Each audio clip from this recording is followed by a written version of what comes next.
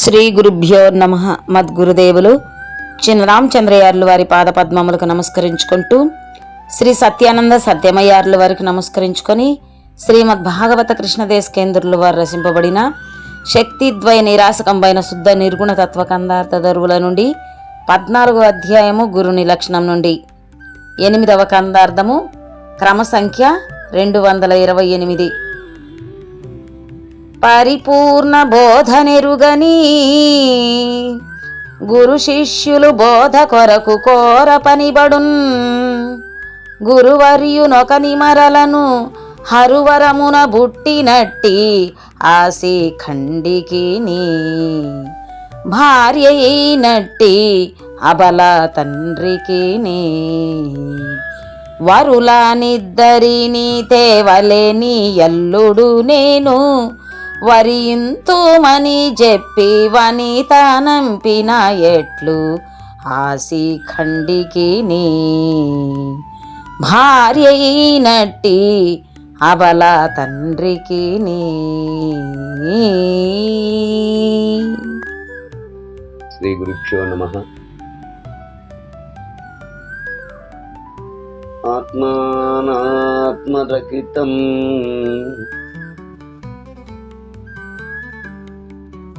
అచల పూర్ణోపదేశికం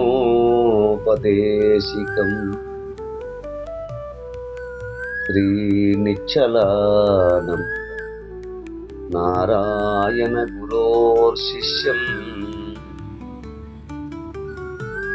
శ్రీశైల వంశాంబుధిరేవ జాతం శ్రీ పరమానంద శంకరేంద్రం గురుం భజామి. మద్గురుదేవులు శ్రీ శ్రీ పరమానంద శంకర నారాయణ స్వామి వారి పాదపద్మములకు నమస్కరించుకుంటూ,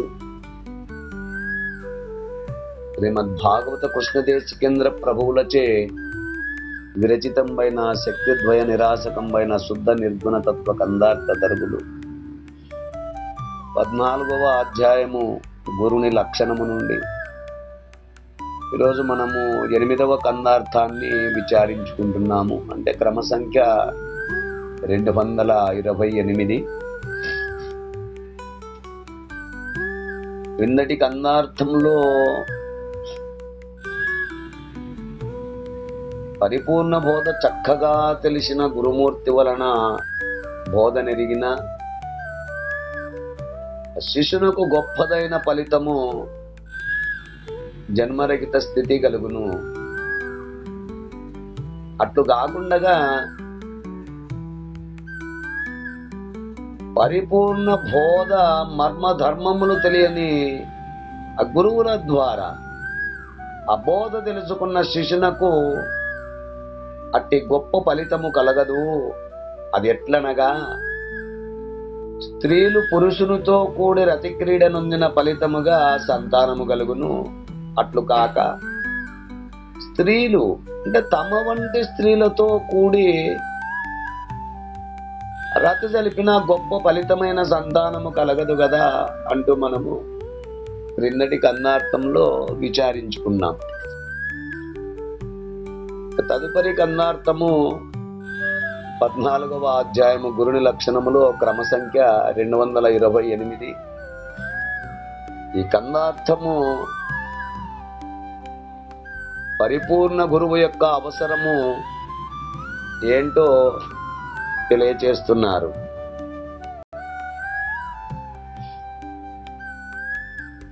పరిపూర్ణ బోధనెరుగని గురు శిష్యులు బోధ కొరకు కోర పనిబడున్.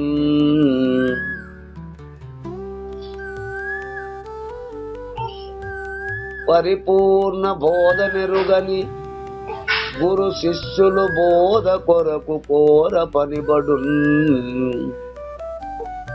గురువర్యునొకని మరలను హరువరమున బుట్టినట్టి ఆసి కండికిని భార్య అయినట్టి అబల తండ్రికిని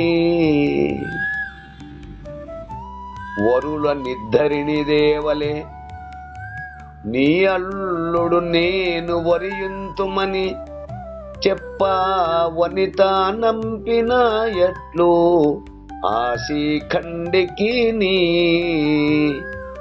భార్య అయినట్టి అవల తండ్రికి నీ. శిష్య, పరిపూర్ణ బోధ ఎరుగని గురు శిష్యులు. మనం పై గంధార్థంలో ఆ పరిపూర్ణ బోధ తెలిసిన గురువు దగ్గరికి పోతే ఎలా ఉంటుందో, పరిపూర్ణ బోధ తెలియని గురువు దగ్గర ఎరుకలో ఉన్నటువంటి శిష్యుడు ఆశ్రయించితే ఏ విధంగా ఉంటుందో మనం పై గంధార్థంలో విచారించుకున్నాం. తద్విధంగా ఆ పైన తెలిపిన క్రమ పద్ధతిలో అంటే 227వ కందార్థములో తెలిపిన విధంగా క్రమ పద్ధతిలో విచారించిన గురు శిష్యులు వారిద్దరూ కూడా ఎవరిద్దరు? పరిపూర్ణ బోధ ఎరుగని. ఆ పరిపూర్ణ బోధను ఎరగనటువంటి అటువంటి గురువుని ఎరుకలో ఉన్నటువంటి శిష్యుడు ఆశ్రయించితే ఇతడు ఎరుక, శిష్యుడు ఎరుకలోని వాడే, గురువు కూడా పరిపూర్ణ బోధ ఎరగనటువంటి వాడు గనక అతడు కూడా శిష్యుడితో సమానుడే. వారిరువురు అంటే గురు శిష్యులు ఇరువురు కూడా పైన తెలిపిన విధముగా స్త్రీ ప్లస్ స్త్రీ అని పైన తెలుసుకున్న విధముగా ఆ క్రమ పద్ధతిలో అవిచారించని గురు శిష్యులు ఏం చేయాలి? వారిరువురు బోధ కొరకు అంటే భ్రాంతిరహిత విధానమునకు కోర పనిబడున్. వీరి కోరిక సిద్ధించుటకు వేరే గురువును ఆశ్రయించవలసి ఉన్నది. వేరొక గురువును ఆశ్రయించవలసి ఉన్నదంటే ఏంటి అంటే సాంప్రదాయబద్ధముగా గురోర్వాక్యము ద్వారా పరిపూర్ణ బోధను చక్కగా గ్రహించి ఆరూఢ స్థితి పొందినటువంటి యొక్క మహాపురుషుని ఆశ్రయించవలసి ఉన్నది. వేరొక గురువునంటే ఇక్కడ అన్యదా భావించకూడదు.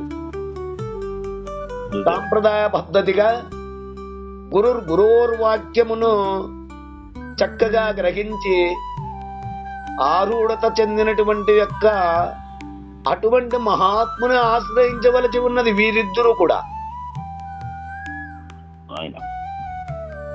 గురువర్యునొకని అంటే సాంప్రదాయబద్ధమైన గురువును మరలను తిరిగి పొందవలసి వస్తుంది. ఎందుకు? ఎలా అంటే హరువరమున పుట్టినట్టి ఆ శిఖండికి, ఇక్కడ హరువరమున పుట్టినట్టి ఆ శిఖండికి అనగా ఆ పరమేశ్వరుని వర ప్రభావముచే ఆ స్త్రీగా పుట్టి పురుషునిగా మారిన శిఖండి. స్త్రీగా పుట్టి పురుషునిగా మారిన అంటే అతని స్థితి స్త్రీ కానీ అవతారము వేషము అవతారము చూస్తే పురుషునిగా కనపడతాడు. ప్రపంచానికి ఏమో అలా కనపడుతున్నాడు. ఆ స్త్రీగా పుట్టి పురుషునిగా మారిన శిఖండి, అటువంటి శిఖండికి భార్య అయినట్టి అబలా అంటే అట్టి నపుంసకుని భర్తగా పొందిన స్త్రీ.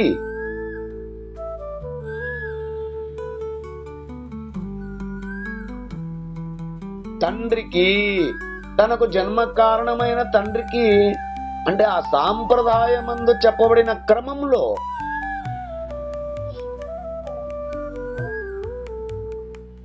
ఆమె ఏం చేసింది?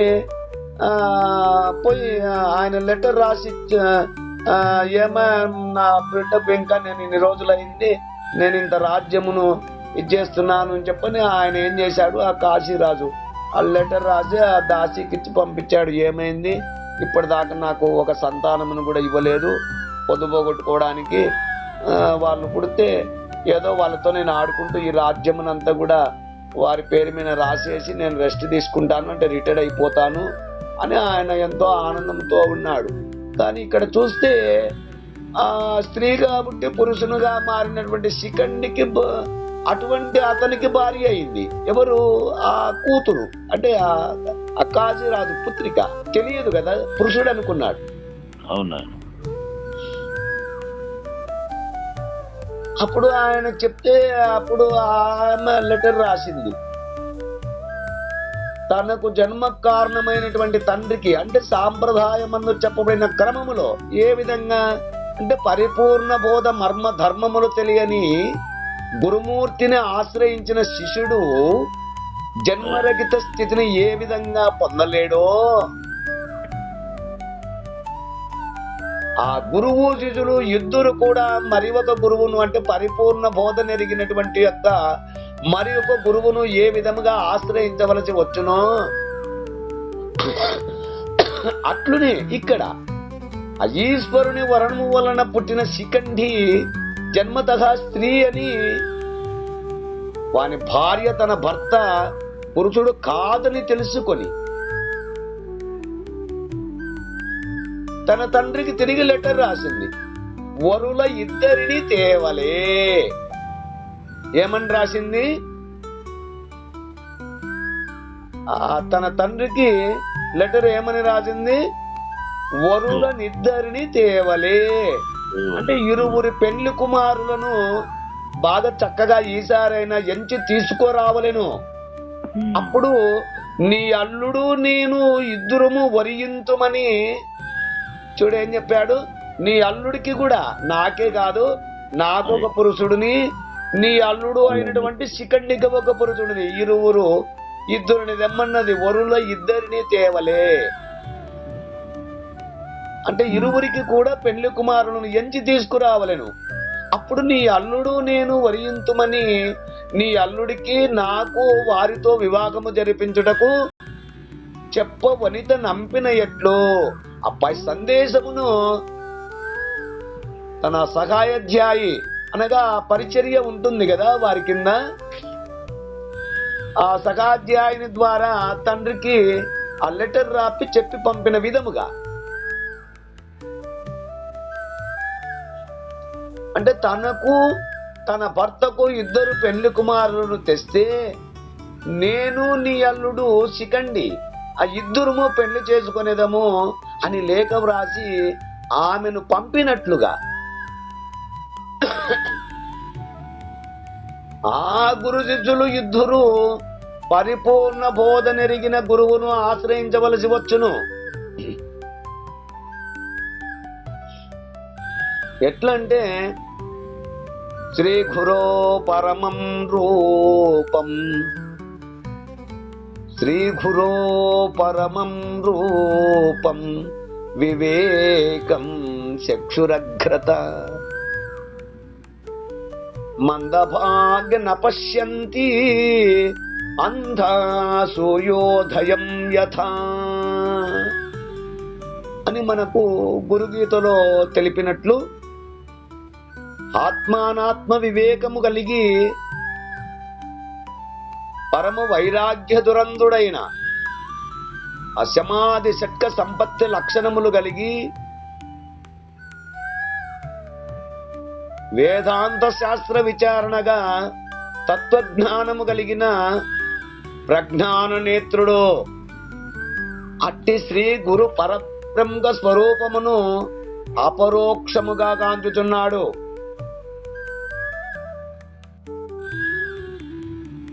ఎందుకు? వాని జన్మము ధన్యమగుచున్నది.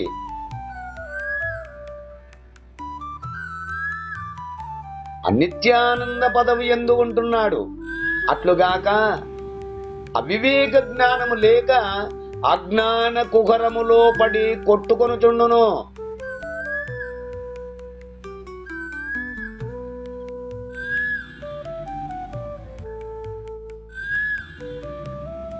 భాగ్యము లేని మంధులు గురు భాస్కరుడు అంటే దేదీప్యమానుడై ప్రకాశించుచుండినను సూర్యోదయమగుచుండినను తత్ప్రకాశమును గురుడివాడు చూడజాలని ఎట్లు. అయ్యా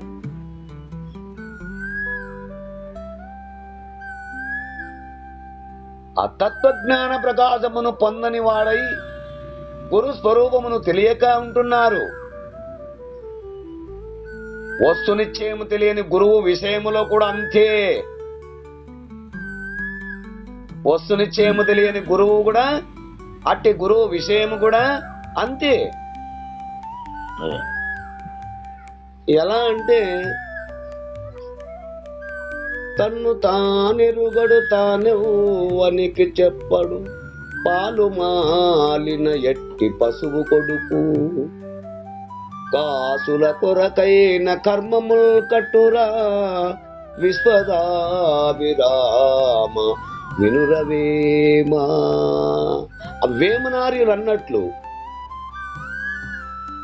తానెవరో తెలుసుకొనలేకపోతున్నాడు, తాను ఇతరులకేం నేర్పుతాడు? మొట్టమొదట తాను ఉద్ధరింపబడనిదే ఇతరులను ఎలా ఉద్ధరింపజేయగలడు?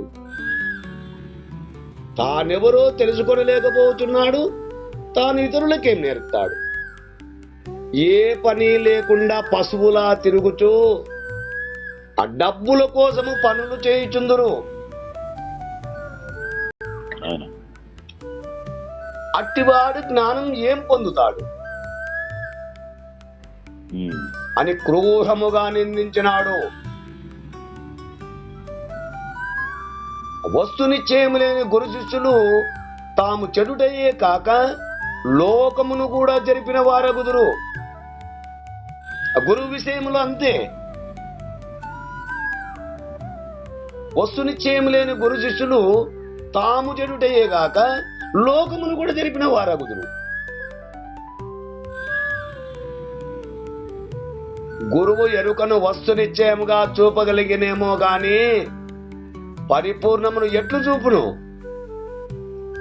శిష్యుడు ఎట్లు చూచును?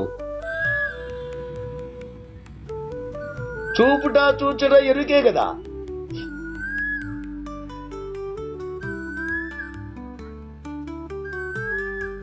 చూస్తూనే ఎరుక పారిపోదా? ఆ పరిపూర్ణము దృశ్యమా? యదృశ్యం తన్నశ్యం కాదా?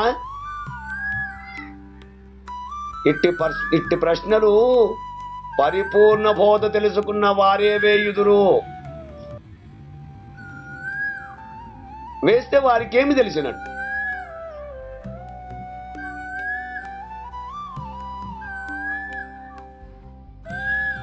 పరిపూర్ణ బోధ తెలుసుకున్న వారే వేయుదురా?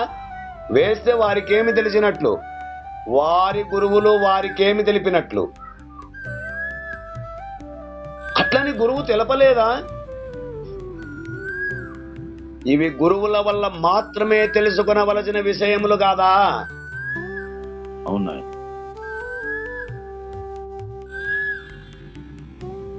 గురువులకే తెలియనిచో తెలిసిన గురువులను ఆశ్రయించి తెలుసుకొనవద్దా? మరి తప్పనిసరిగా అట్లు గురువుని విడిచి మరొక గురువును ఆశ్రయించుట దోషం అనుకొనుట ఏ దోషము? కొందరు తెలియకపోయినా మోసపోతూ ఇతరులను మోసపుచ్చుతూ ఉంటారు. అయ్యో, ఒకసారి గురువును విడిచి ఇంకొక మళ్ళీ గురువును చేరితే దోషమవుతుంది అని అనుకోనడమే దోషము. గురువుని విడిచి మరొక గురువును ఆచరించుట దోషమని ఎవరైతే అనుకుంటారో అది ఏ గొప్ప దోషము.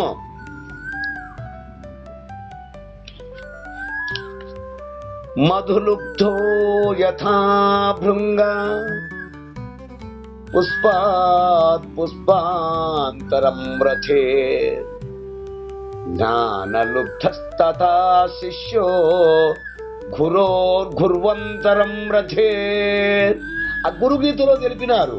కానీ కొందరు పతివ్రతా స్త్రీ మరి ఒకరిని ఆశ్రయించున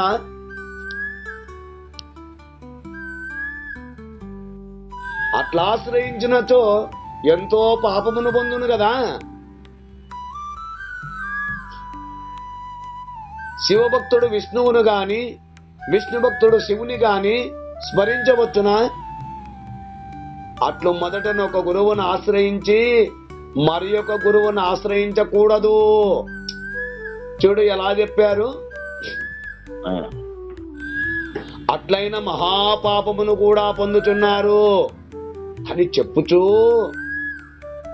తదనుగుణములకు శ్లోకములను కూడా వారు వచింతురు.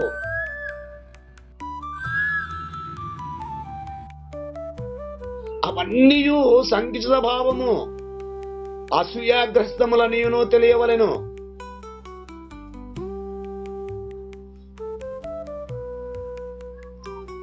అప్రత్యక్షంగా శ్రీ గురుగీతయు ఎట్టి మహావిశాల భావమును బోధించుచున్నదో చూడుడు.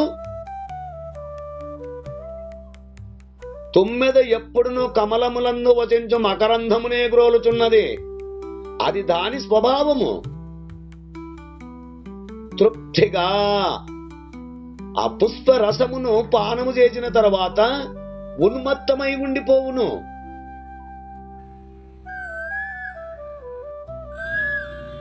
అట్లే జ్ఞానమును వాంఛించు ముముక్షువులు అస్వభావముండవలైను.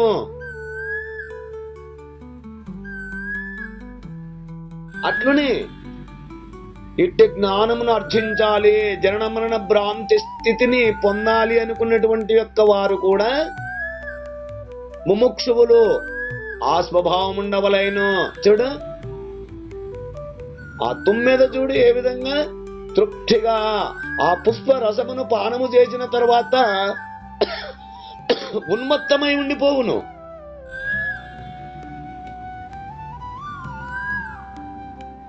అట్లునే జన్మరహిత స్థితిని పొందాలనుకున్నటువంటి వారు కూడా ముముక్షువులో స్వభావం ఉండవలేను. మొదట సామాన్య గురువులను ఆశ్రయించుచున్నారు. సరే, పిమ్మట తృప్తిని పొందక స్వస్వరూప జ్ఞానము లేనందుచే గురువులను వెతుకుచున్నారు. వేరొక గురువు కావాలి, వేరొక గురువు కావాలి, ఈ గురువును విడిచి ఆ గురువును, ఆ గురువును విడిచి ఆ గురువును. కట్టకడపడ ఏ గురువరినుచే తన యొక్క జన్మ కర్మ బంధ విచ్ఛేదమగు ఆ పరమ జ్ఞానము జీవేశ్వరైక్య తత్వము లభించును, నిత్యశాంతి కలిగిను. అట్టి వారిని ఆత్మ గురువునుగా చేసుకొనుచుందురు. తిరిగి తిరిగి తిరిగి తిరిగి చివరికి ఏం చేస్తున్నారు? ఆ జీవేశ్వరైక్య తత్వమును లభించును. అటువంటి వారి చేతనే అంటే ఆత్మ గురువునుగా చేసుకొనుచున్నారు. చేసుకునవలైను కూడా వారంతే, సందేహం లేదు. కానీ భ్రమర వృత్తాంతమును మరిచిపోకూడదు. అది అనేక పుష్పములలో సంచరించినదైనను రసమును మాత్రమే గ్రహించినది. అప్రవేశించినప్పుడు గాని రసమును స్వీకరించినప్పుడు గాని తదుపరి ఆ పుష్పమును విడిచిపెట్టిపోయినప్పుడు గాని ఏ మాత్రము ఆ పుష్పమును చెరుచుట లేదు, భంగము కలిగించుట లేదు ఆ పుష్పాన్ని.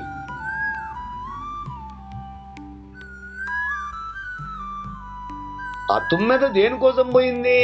మకరన్న పానమునందే లయించి ఉండును. ఆ ప్రకారముగా శిష్యులు కూడా ఆ గురువుల దగ్గర జ్ఞానమును మాత్రము గ్రహించవలేను.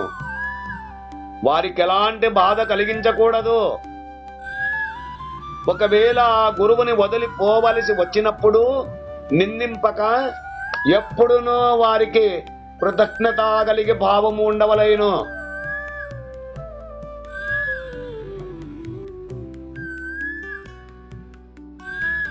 తనకు ఆత్మశాంతిని కలగజేసిన వారిని పరమ గురువునిగా చేసుకునవచ్చును. ఆ జనక చక్రవర్తి అనేక గురువులను ఆశ్రయించి కడపట అష్టవక్ర మహామునిచే హాత్ర గురువునుగా అంగీకరించి పరమశాంతిని పొందెను. కనుకనే ఇక్కడ పరిపూర్ణ బోధ నిరుగని గురు శిష్యులు బోధ కొరకు కోర పనివడి గురువర్యు నొకని మరలను అంటూ సెలవిచ్చినారు కృష్ణదేశికేంద్రుడు. యదృశ్యం తన్నశ్యం అన్నట్లు కనుక గురువు చూపుట శిష్యుడు చూచుట అనేది శాశ్వతమైన పరిపూర్ణ విషయంలో చెప్పవచ్చునా అని ప్రశ్నించుట తగదు. ఎలాగంటే చూచేవి కళ్ళు, కళ్ళ ద్వారా చూచేది మనస్సు, ఈ రెండిచే చూచుట లేదు కదా.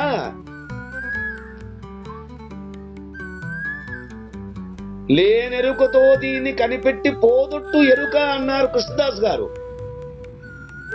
అయ్యా చూడు, లేనెరుకతో దీన్ని కనిపెట్టి పోదొట్టు ఎరుక అన్నారు కృష్ణదేశికేంద్ర ప్రభువులు వారు. ఇటివన్నీ గురుముఖత సందేహ నివృత్తి చేసుకొనదగినవి. కనుకనే గురోన్ముఖేన జ్ఞాతవ్యం నాణ్యత గ్రంథకోటివి అని చెప్పినట్లు గ్రంథముచే కాని ఊహపోగలచే కాని యుక్తిగా తెలుసుకున్న వారి దగ్గర నుంచి ఆ రాబట్టుటకు ప్రయత్నించుట కాని వృధా ప్రయాస. గురుమూర్తిని ఆశ్రయించి షోడశితో ద్వాదశిని గుర్తించి రెంటిని పంచదశి తుల్యమని భావించుమని మాటలు. అద్వాదశి షోడశులు వస్తు నిర్ణయార్థమెరుగని వారి మాటలివి.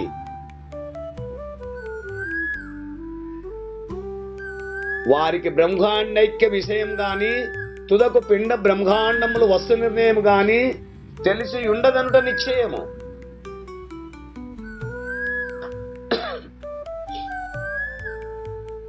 షోడశి అనగా ఎరుకయని, ద్వాదశి అనగా పరిపూర్ణమని వారి భావన.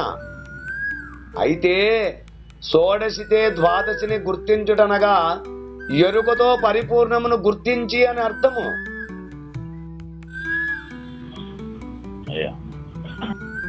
ఎరుక ఎరిగిన వస్తువు ఎరుక అని తెలియము. లేనెరుకతో దీన్ని కనిపెట్టుమని ఎరుక లేక సేవింపదగున్నని కృష్ణదేశికేంద్రులారు అంటున్నారు కదా. అవునండి. ఎరుకతో ఉండచూచుకొనుట మాత్రము సాధ్యము. పరిపూర్ణమని ఎరుగుట అనగా ఎరుకను విడిచి ఎరుగుటయని తెలియవలెను. పరిపూర్ణం ఎరుగుట అనగా ఎరుకను విడిచి ఎరుగుటేనని తెలియవలెను. అదే గురుగోప్య విషయము. గురువు ద్వారా శిష్యుడైన వాడే తెలుసుకొనగలడు.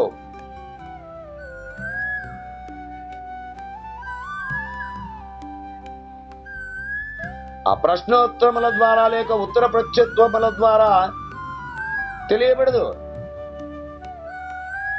ఆ ఉపన్యాసముల ద్వారా తెలియబడవు. తెలిసిన వస్తు నిశ్చయము లేని వారికి భదిర శంకరావత్ అని తెలుసుకో. చౌటోరి ముందర శంఖమూదినట్లే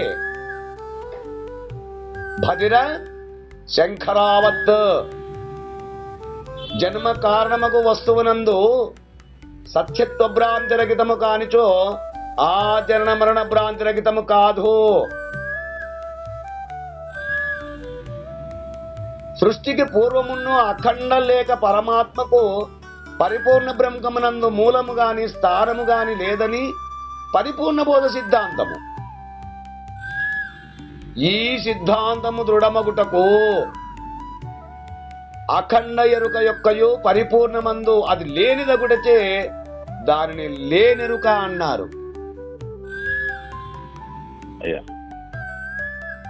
పరిపూర్ణము యొక్క వస్తు నిశ్చయము అవసరము ఎందుకు పనికిరానిదే, ఎట్టిదే కానిదేగు ఆ పరిపూర్ణం అంతటా నిండున్నదని గురువాక్యము.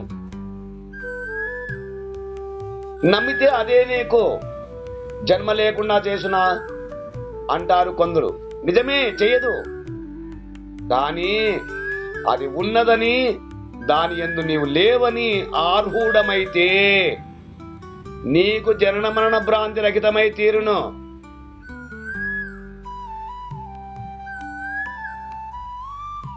అది ఉన్నదని దాని యందు నీవు లేవని మనస్సుతో దృఢమైతే, ఆరూఢమైతే నీకు జనన మరణ భ్రాంతి రహితమై తీరును.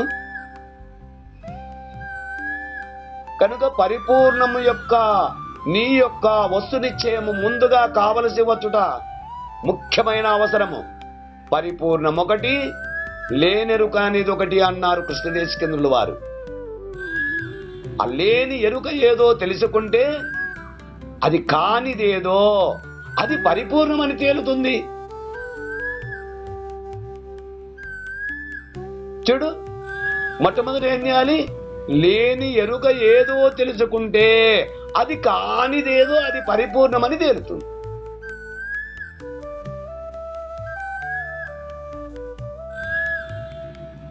రెంటిని వస్తు నిశ్చయముగా తెలియవలెను. లేనెరుకను విడిచినప్పుడే పరిపూర్ణం అపరోక్షము.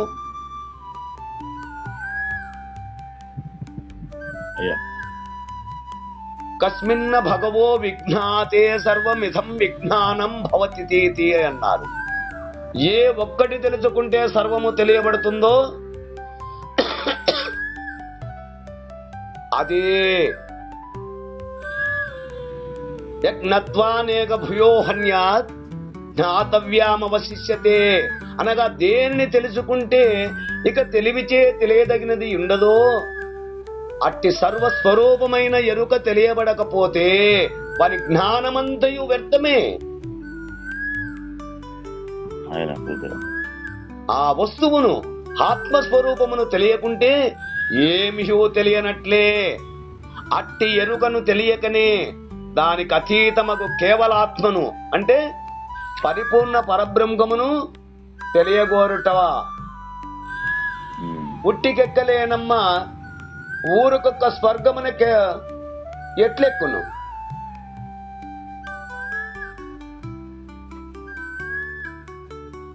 ఉట్టికెగరలేనమ్మా ఊరకొక్క స్వర్గమునకు ఎగురుటకై ప్రయత్నిస్తే ఉరకలు వేసినట్లే.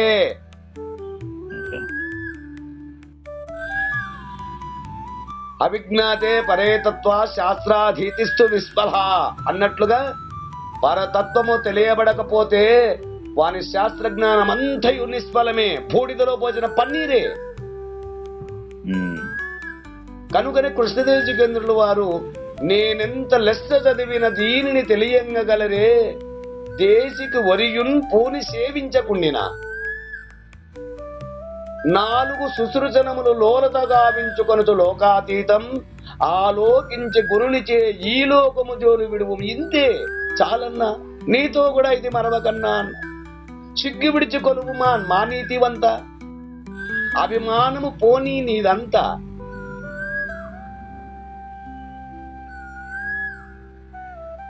శిస్తేహాం శాదిమాం త్వాం ప్రపన్నం అన్న తర్వాత గాని ఆ కృష్ణ భగవానుడు గీతోపదేశము చేయలేదా? తత్విద్ది ప్రణిపాతేన పరిప్రశ్నేన సేవయా అని గీతాశాస్త్రము శాసించుచున్నది.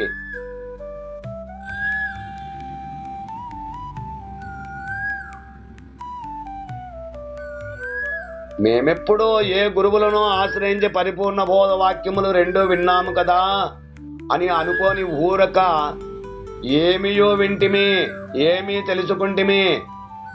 మేము బోధ సమగ్రంగా వింటే మాకిన్ని సంశయములు ఎలా వస్తున్నవి?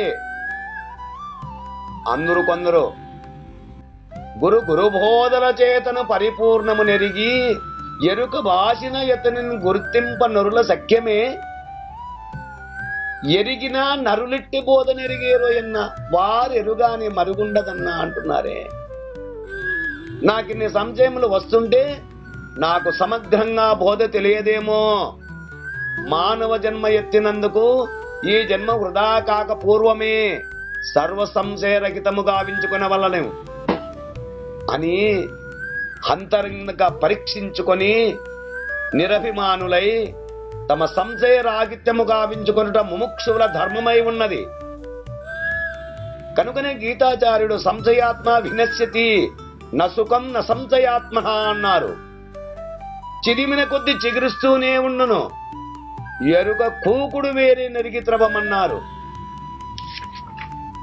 కనుక వస్తునిశ్చయం ఎరిగిన గురువులను ఎన్నుకొని గురుభక్తి గురుసేవ గురునిష్ట కలిగి సేవించి గురుకృపకు పాత్రులై జనన మరణ భ్రాంతి రహితము చేసుకొందురుగాక అంటూ మనకు కృష్ణదేశికేంద్రుల వారు ఈ కందార్థము ద్వారా తెలియచేస్తున్నారు.